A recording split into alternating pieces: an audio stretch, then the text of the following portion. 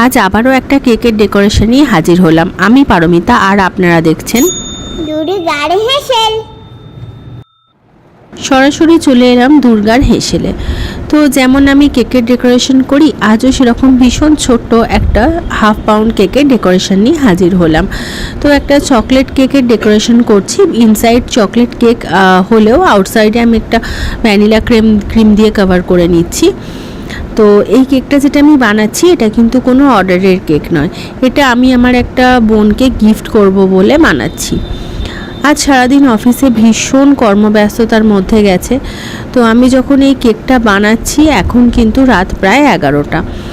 তো যারা হোম বেকার আছেন তারা জানেন যে একটা ভালো লাগার কাজ, ভালোবাসার কাজ।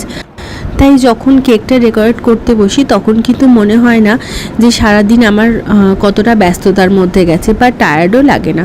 কথা বলতে বলতে কেকটা কভার করা কমপ্লিট। আমি যখন দেখালাম সাইডের দিকে, মাঝে মাঝে মনে হয় যে একটু অন্যরকম কিছু ডিজাইন করি। তো সাইডে কম ডিজাইন না করে আজকে আমি যে ব্রেড নাইফটা দিয়ে কেকটা কাট করি, তো সেই নাইফটা দিয়েই একটা স্ট্রোক দিয়ে ডিজাইনটা করলাম। কেমন লাগলো কিন্তু জানাবেন আমাকে। আচ্ছা, তো কেকটা কভার করার পর ওপরে আমি একটু চকলেট গানাশ অ্যাড করে দিচ্ছি, একটু ড্রিপিং করে দিচ্ছি। আর সেরকম খুব একটা বিশেষ কিছু ডিজাইন আমি করব না। তো যেহেতু গিফটের কেক এটা, তাই আমি এখানে কারোর নাম লিখবো না, আমি এখানে থ্যাংক ইউ লিখে দেব।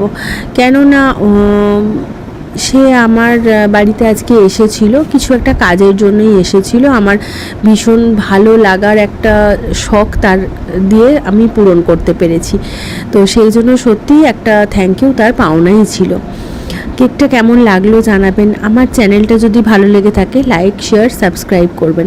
বেল আইকন প্রেস করা কিন্তু মাস্ট। দেখা হবে পরের ভিডিওতে। ধন্যবাদ।